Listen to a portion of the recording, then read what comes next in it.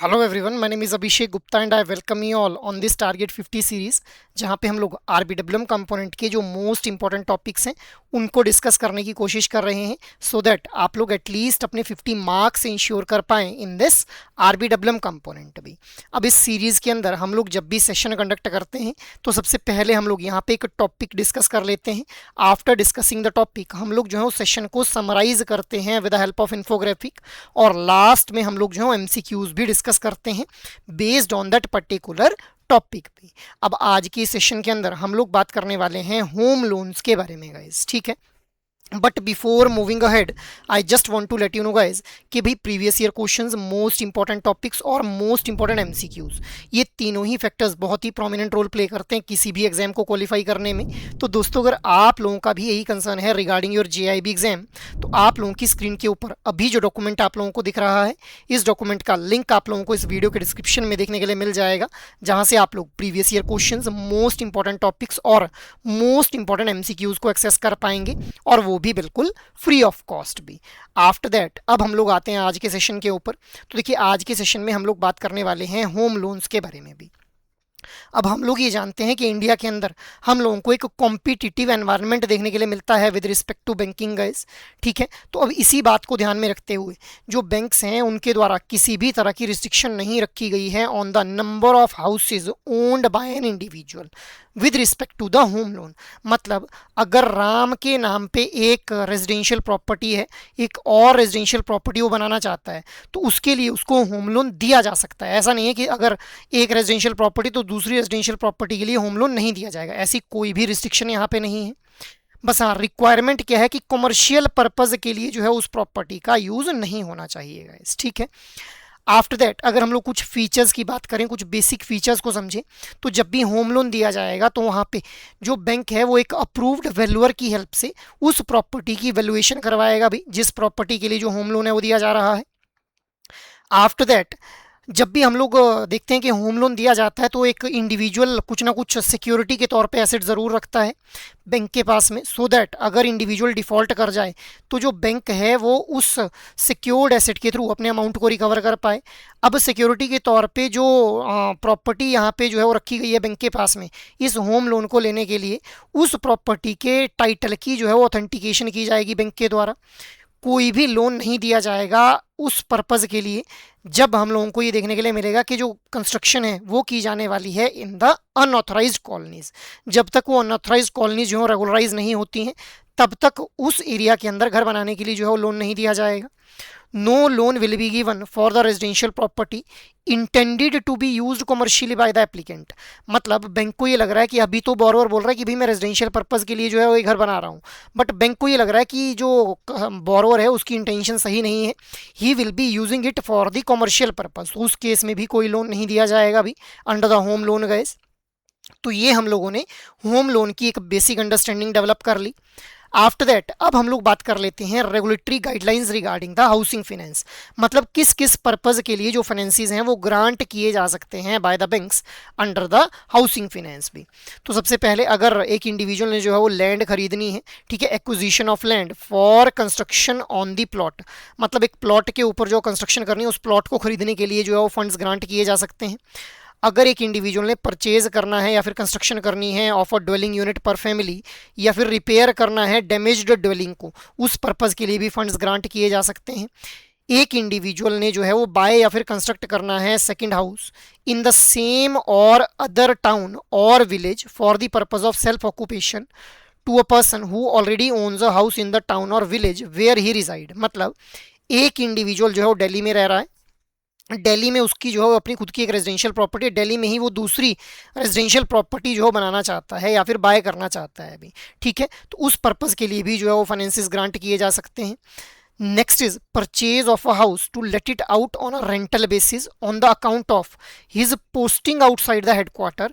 मतलब एक इंडिविजुअल की जो है वो पोस्टिंग हेडक्वार्टर के बाहर कहीं हो जाती है और वो एक घर खरीदना चाहता है to let it out on a rental basis, ठीक है, या फिर उसको जो है अकोमोडेशन उसके एम्प्लॉयर के द्वारा दे दी जाती है। तो दोनों ही केसेस के अंदर उस इंडिविजुअल को जो है वो घर खरीदने के लिए जो फाइनेंसिस हैं वो ग्रांट कर दिए जाएंगे। नेक्स्ट इज कि एक इंडिविजुअल जो है वो एक उसी घर को खरीदना चाहता है जिस घर में वो अभी करंटली जो है वो एज अ टीनेंट, एज अ किराएदार रह रहा है अभी।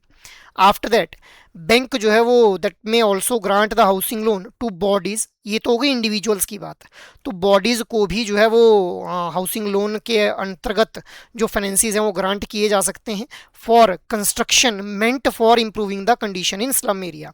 मतलब किसी स्लम एरिया के अंदर अगर कोई लिविंग कंडीशन में इंप्रूवमेंट करनी है तो उस पर्पज़ के लिए जो है वो होम लोन दिए जा सकते हैं बॉडीज को, for which the credit may be extended directly to the slum dwellers, ठीक है, ऑन द गारंटी ऑफ, अब यहाँ पे गवर्नमेंट की गारंटी जो है वो इन्वॉल्व होगी, या फिर इनडायरेक्टली जो है फाइनेंसिस दिए जाएंगे थ्रू द एनजीओ कंपनीज, ठीक है, नॉन गवर्नमेंट ऑर्गेनाइजेशन कंपनीज के द्वारा भी, ठीक है। नेक्स्ट इज, अब हम लोग जो है होम लोन स्कीम के बारे में बात कर लेते हैं, तो इसके फीचर्स को हम लोग यहाँ पर डिस्कस करने वाले हैं। अब who are the eligible beneficiaries for this home loan under the home loan scheme? So salaried employees, professionals, self employed persons, non resident Indians, person of Indian origin, Hindu undivided families, proprietorship firm, partnership firm, companies for their employees और quarters. इसका क्या मतलब है, जैसे टाटा के द्वारा जब जमशेदपुर में जो था वो स्टील मैन्युफैक्चरिंग प्लांट लगाया गया था, तो टाटा ने अपने स्टाफ के लिए वहाँ पे जो था वो क्वार्टर्स बनाए थे, तो इस पर्पज़ के लिए भी जो लोन है वो ग्रांट किया जा सकता है। अब क्या पर्पज़ क्या है भाई, यहाँ पे देखिए, कंस्ट्रक्शन करनी हो या फिर परचेज करना हो एक हाउस, फ्लैट, प्लॉट या फिर हाउस होल्ड आर्टिकल, या फिर रेनोवेशन, रिपेयर, एक्सटेंशन करनी हो एक एग्जिस्टिंग हाउस या फिर फ्लैट की, तो दोनों पर्पजेज़ के लिए जो फाइनेंसिस हैं वो ग्रांट किए जा सकते हैं under the home loan scheme. Quantum of loan, quantum of loan का मतलब क्या है कि कितना अमाउंट ऑफ लोन ग्रांट किया जा सकता है। तो भी देखिए, there is no upper ceiling for construction, purchase और repair, renovation and extension of a house और अ प्लॉट, ठीक है, कोई भी अपर सीलिंग नहीं है, मतलब the amount may vary from bank to bank guys, ठीक है। After that next is eligible quantum of loan. अब ये एलिजिबल क्वांटम ऑफ लोन का मतलब क्या है, देखिए क्वांटम ऑफ लोन तो है कि अपर सीलिंग क्या है, अब ऐसा थोड़ी है कि अगर मान लो अपर सीलिंग 50 लाख है तो सभी को 50 लाख का लोन दे देंगे, नहीं, एलिजिबल कौन इंडिविजुअल कितने अमाउंट के लोन के लिए एलिजिबल है, ठीक है, उसको हम लोग यहाँ पे अब डिस्कस कर लेते हैं। तो जो एलिजिबल क्वांटम ऑफ लोन है that also varies from bank to bank. अब बैंक जो है कैलकुलेट करते हैं इस एलिजिबल क्वांटम ऑफ लोन को on the basis of borrower's income, जो बोरोअर है उसकी इनकम कितनी है, या फिर उसकी रीपेमेंट कैपेसिटी के थ्रू। अब ये दोनों ही चीज़ें एसेस कैसे की जाती हैं, फॉर्म 16 के थ्रू, इनकम टैक्स रिटर्न के थ्रू और कैश अक्रूवल के थ्रू भी। कैश अक्रूवल मतलब जो कैश इंडिविजुअल को आने वाला है।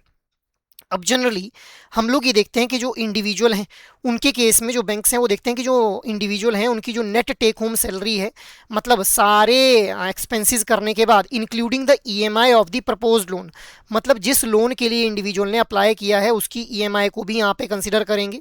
तो उस लोन की ईएमआई देने के बाद और बाकी सारे फिक्स्ड एक्सपेंसेस करने के बाद जो नेट टेक होम सैलरी है कि इंडिविजुअल की, that should not be generally less than 40% of his total income भी। अगर कोई हाई इनकम एप्लीकेंट है तो वहाँ पे ये जो नेट टेक होम सैलरी है it can be up to 15% of their gross income guys, ठीक है। So this is eligible quantum of loan. Next हम लोग बात कर लेते हैं मार्जिन की। अब देखिए, आप लोगों ने एक टर्म जरूर सुनी होगी guys, down payment. Down payment को ही हम लोग क्या बोल देते हैं, मार्जिन बोल देते हैं अभी। तो अगर जो लोन है वो 30 लाख रुपए तक का लिया जा रहा है तो 10% की जो है वो डाउन पेमेंट की जाएगी, ठीक है। 30 लाख से 75 लाख के बीच में अगर लोन अमाउंट है तो 20% विल बी द मार्जिन और डाउन पेमेंट। अगर ये अमाउंट 75 लाख से एक्सीड करता है then 25% will be the down payment भी। अब यहाँ पे ये जो मार्जिन है या फिर ये जो डाउन पेमेंट है it is subject to RBI stipulated loan to value. Loan to value का मतलब क्या है कि कितना अमाउंट जो है वो बैंक देगा उस लोन का। जैसे अगर 50 लाख का लोन है तो बैंक जो है कितना अमाउंट वहाँ पे देने वाला है अभी। तो देखिए, अगर 30 लाख रुपए तक का लोन लिया जा रहा है तो maximum 90% will be the loan to value, मतलब इसका 90% मैक्सिमम जो है वो बैंक दे सकता है। बाकी रिमेनिंग 10% क्या होगा, डाउन पेमेंट या फिर मार्जिन हो जाएगा। नेक्स्ट इज, अगर ये अमाउंट 30 लाख से 75 लाख के बीच में है तो यहाँ पे जो लोन टू वैल्यू है that can be maximum 80% and remaining 20% will be the down payment. अगर ये लोन अमाउंट 75 लाख से ज़्यादा का है तो यहाँ पे जो लोन टू वैल्यू रहेगा दैट विल बी मैक्सिमम 75%, मतलब बैंक के एंड से मैक्सिमम 75% जो अमाउंट है वो दिया जा सकता है। Remaining 25% will be the down payment. तो मार्जिन और लोन टू वैल्यू आपस में इंटर रिलेटेड है, दोनों में से किसी एक की वैल्यू आप लोगों को याद कर लेनी है, दूसरी ऑटोमेटिकली आप लोगों को समझ आ जाएगी भाई। अब यहाँ पे स्टैंप ड्यूटी भी हम लोगों को देखने के लिए मिलती है। मतलब देखिए, ऑर्डिनरली तो बैंक्स जो हैं वो स्टैंप ड्यूटी नहीं लगाते हैं, बट अगर घर की वैल्यू ही 10 लाख से कम है, then the bank may adopt the stamp duty guys, ठीक है। आफ्टर दैट नेक्स्ट हम लोग बात कर लेते हैं इंटरेस्ट के बारे में। तो देखिए भाई फ्लोटिंग रेट ऑफ इंटरेस्ट यहाँ पे देखने के लिए मिलता है हम लोगों को। हम लोग जानते हैं कि लोन्स के केस में एक रेट ऑफ इंटरेस्ट चार्ज किया जाता है। अब यहाँ पे जो फ्लोटिंग रेट ऑफ इंटरेस्ट है that is linked to banks base और रेपो रेट पर annum at the monthly reset, मतलब बैंक की जो बेस रेट है या फिर जो रेपो रेट है उसके साथ में हम लोगों को ये जो रेट ऑफ इंटरेस्ट है ये लिंक होता हुआ देखने के लिए मिलता है। अगर ये बढ़ेंगे तो उस जैसे भी इनमें इंक्रीज या डिक्रीज आएगा उस अकॉर्डिंग हमारा जो रेट ऑफ इंटरेस्ट है वो वेरी करेगा। अब आरबीआई ने यहाँ पे जो डिस्क्रिप्शन अलाउ कर रखी है बैंक्स को, इसीलिए जो रेट ऑफ इंटरेस्ट है वो बैंक टू बैंक वेरी करता है गाइज। अगर हम लोग प्रोसेसिंग चार्जेस की बात करें तो ये भी बैंक टू बैंक वेरी करेंगे। कुछ बैंक जो लेवे भी नहीं करते हैं प्रोसेसिंग चार्जेस को, सिक्योरिटी के तौर पे यहाँ पे मॉर्टगेज या फिर इक्विटेबल मॉर्टगेज जो है वो प्रोवाइड की जाती है। मॉर्टगेज मतलब जिस घर को बनाने के लिए लोन लिया जा रहा है उसी घर के document as a security offer कर दिए जाएंगे, ठीक है। तो उसको हम लोग क्या बोल देते हैं, मॉर्टगेज बोल देते हैं अभी। आफ्टर दैट डिसबर्समेंट की अगर हम लोग बात करें तो 3 तरह से डिसबर्समेंट की जाती है। यहाँ पे अप फ्रंट लेवल के ऊपर डिसबर्समेंट कर दी जाएगी अगर जो घर या फिर फ्लैट है वो रेडी है। अगर वहाँ पे कंस्ट्रक्शन चल रही है तो स्टेजेस के अंदर जो है वो डिसबर्समेंट की जाएगी अमाउंट की। अगर इनकम्प्लीट या फिर अंडर कंस्ट्रक्शन ग्रीनफील्ड प्रोजेक्ट है तो कोई भी अप फ्रंट पेमेंट वहाँ पे या फिर डिसबर्समेंट जो है वहाँ पे नहीं की जाएगी भी, ठीक है। आफ्टर दैट रीपेमेंट को हम लोग डिस्कस कर लेते हैं। अब देखिएगा इस रीपेमेंट क्या है कि भाई कितने टाइम पीरियड में जो अमाउंट है उसको रीपे करना है। तो ये काफ़ी फ्लेक्सिबल यहाँ पे देखने के लिए मिलता है हम लोगों को। मैक्सिमम 30 ईयर्स का रीपेमेंट पीरियड रहता है इंक्लूडिंग द मॉरेटोरियम पीरियड भी। अब ये मॉरेटोरियम पीरियड क्या होता है, मॉरेटोरियम पीरियड एक्चुअल में एक रिलैक्सेशन पीरियड है जहाँ पे इंडिविजुअल को प्रिंसिपल अमाउंट पे नहीं करना होता है या फिर इंटरेस्ट अमाउंट पे नहीं करना होता है या फिर दोनों ही पे नहीं करने होते हैं। It depends from bank to bank and loan to loan guys, ठीक है। अब जो मैक्सिमम मॉरेटोरियम है वो 18 मंथ का प्रोवाइड किया जाएगा इन केस ऑफ कंस्ट्रक्शन और 3 महीने का मॉरेटोरियम पीरियड दिया जाएगा अगर बना बनाया घर जो है वो परचेज किया जा रहा है। अब बैंक ये कोशिश करते हैं कि जो इंडिविजुअल सैलरीड इंडिविजुअल्स हैं उनकी रिटायरमेंट से पहले जो है वो रीपेमेंट कर दें बैंक को, और जो सैलरीड इंडिविजुअल्स नहीं हैं उनके केस में जो एज है वो 65 ईयर्स रखी गई है अभी। अब कुछ और फीचर्स भी यहाँ पे हम लोग देख लेते हैं। तो जो इंटरेस्ट है वो कैलकुलेट किया जाता है ऑन अ रिड्यूसिंग बैलेंस, मतलब जैसे मान लो प्रिंसिपल अमाउंट था 100 रुपीज़, इंटरेस्ट पेमेंट कर दी उसमें 10 रुपये की। अब प्रिंसिपल अमाउंट 100 रुपये में से हम लोगों ने 10 रुपये पे कर दिया तो हमारा जो प्रिंसिपल अमाउंट है वो रहेगा 90 रुपये। अब जो रेट ऑफ इंटरेस्ट चार्ज किया जाएगा 10% वो चार्ज किया जाएगा इस 90 रुपये के ऊपर, ना कि इस 100 रुपीज़ के ऊपर। सो रिड्यूसिंग बैलेंस के ऊपर जो रेट ऑफ इंटरेस्ट है वो कैलकुलेट किया जाता है। किसी भी तरह के प्री पेमेंट चार्जेस यहाँ पे देखने के लिए नहीं मिलते हैं for the floating rate loans. Pre payment charges मतलब आप लोगों ने जो था वो 5 साल के अंदर रीपेमेंट करनी थी बट आपने 1 साल में ही कर दी तो कोई भी प्री पेमेंट चार्जेस नहीं लगाए जाएंगे।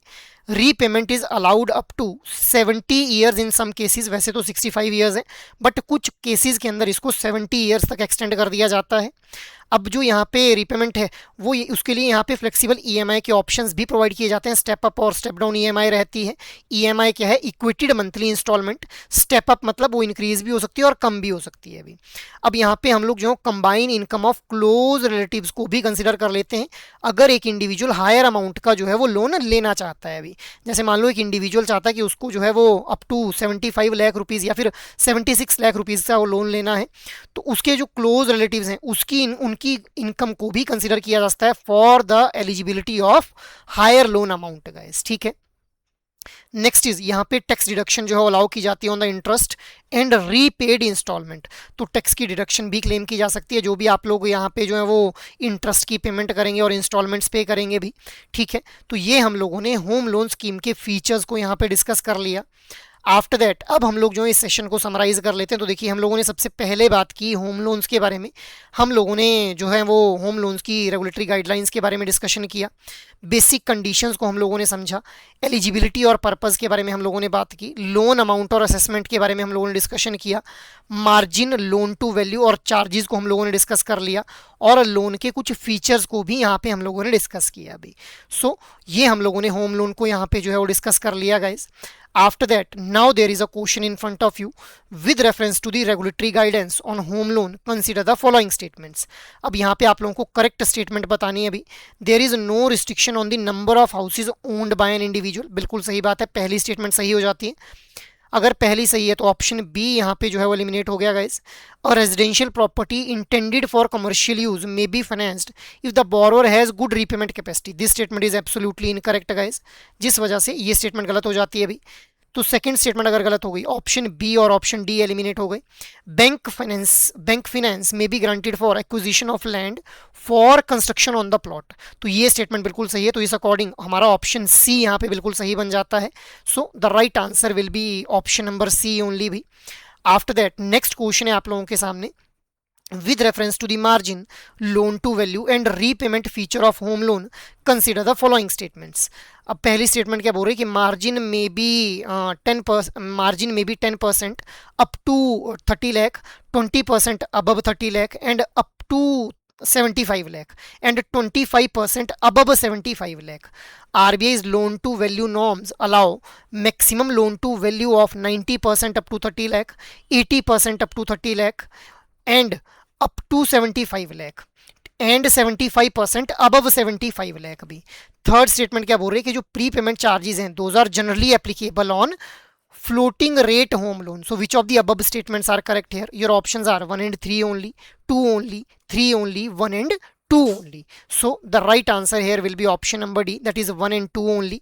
थर्ड स्टेटमेंट गलत हो जाती है क्योंकि प्री पेमेंट जो चार्जेस हैं those are not applicable on the floating rate home loans भी। सो थर्ड स्टेटमेंट हमारी गलत हो जाती है, इसीलिए option number D will be the right one here भी। Next is with reference to the eligibility and purpose under the home loan scheme consider the following statements. Salaried employees, professionals, self-employed persons, non-resident Indians, person of Indian origin, Hindu undivided family may be eligible for home loan. Home loan may be used for purchase or construction of a house or flat, renovation, repair or purchase of household articles where applicable. Housing loans cannot be granted to bodies other than individual under any circumstances. Again यहाँ पे correct statement पूछी गई है। Your options are 1 only, 1 and 2 only, 2 and 3 only, 1, 2 and 3 only. So what should be the right answer? The right answer will be option number B. तो देखिए third statement बिल्कुल यहाँ पे गलत है भी। हाउसिंग लोन जो है वो बॉडीज को भी ग्रांट किया जा सकता है इंडिविजुअल्स के अलावा जब भी कंस्ट्रक्शन की जानी है in the slum areas for the improvement of living conditions भी, बट वहाँ पे जो है गवर्नमेंट की जो गारंटी है वो इन्वॉल्व रहेगी या फिर इनडायरेक्टली एनजीओज के थ्रू जो लोन है वो ग्रांट किया जाएगा भी। ठीक है, I hope this thing is clear.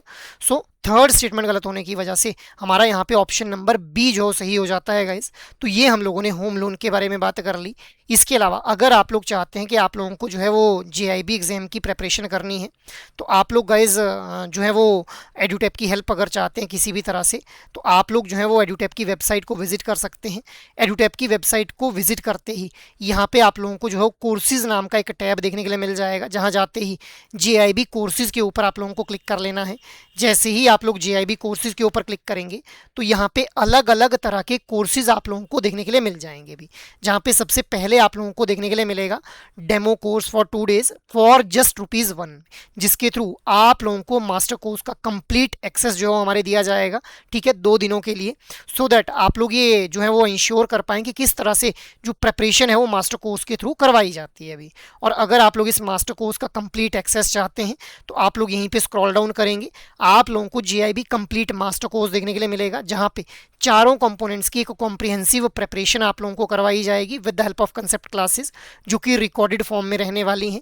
Exam से ठीक पहले लाइव क्लासेस का एक्सेस आप लोगों को दिया जाएगा, रिवीजन पर्पज के लिए कंसेप्ट नोट्स दिए जाएंगे, आप लोग कंटेंट को प्रैक्टिस अच्छे से कर पाएं इसके लिए chapter wise mock test, full length mock test और सॉल्व्ड प्रीवियस ईयर क्वेश्चंस भी प्रोवाइड किए जाएंगे। So it can be a one stop solution अगर आप लोग जेआईबी एग्जाम की एक कॉम्प्रिहेंसिव प्रिपरेशन करना चाहते हैं भी। और अगर आप लोग चाहते हैं कि ये जो मास्टर कोर्स है आप लोगों को इंडिविजुअल कंपोनेंट के लिए चाहिए तो यहीं पे देखिए IND-IFS, PPB, AFM और RBWM चारों कंपोनेंट्स के इंडिविजुअल मास्टर कोर्सेज भी आप लोगों को देखने के लिए मिल जाएंगे। और अगर आप लोग चाहते हैं कि सिर्फ आप लोगों को मोस्ट इंपॉर्टेंट टॉपिक्स को टारगेट करते हुए प्रिपरेशन करनी है तो simply live crash course batch 2 में खुद को एनरोल कर लें, जहाँ पे आप लोगों को चारों कंपोनेंट्स के जो मोस्ट इंपॉर्टेंट टॉपिक्स हैं वो कवर करवाए जाएंगे with the help of live classes. Revision purpose के लिए कंसेप्ट नोट्स दिए जाएंगे। आप लोगों को जो है वो प्रैक्टिस क्वेश्चंस की हो पाए इसके लिए chapter wise mock test, full length mock test और सॉल्व्ड प्रीवियस ईयर क्वेश्चंस भी प्रोवाइड किए जाएंगे। So it can be a one stop solution अगर आप लोग मोस्ट इंपॉर्टेंट टॉपिक्स को टारगेट करते हुए इस जेआईबी एग्जाम की प्रिपरेशन करना चाहते हैं अभी। और अगर आप लोग चाहते हैं कि आप लोगों को सिर्फ क्वेश्चंस ही प्रैक्टिस करने हैं तो आप लोग टेस्ट सीरीज में खुद को एनरोल कर लें, जहां पे आप लोगों को चैप्टर वाइज मॉक टेस्ट के अलावा फुल लेंथ मॉक टेस्ट और solved previous year questions provide किए जाएंगे राइट फ्रॉम मे 2023 में। So you can enrol yourself in any of these particular courses depending upon your need for JIB preparation.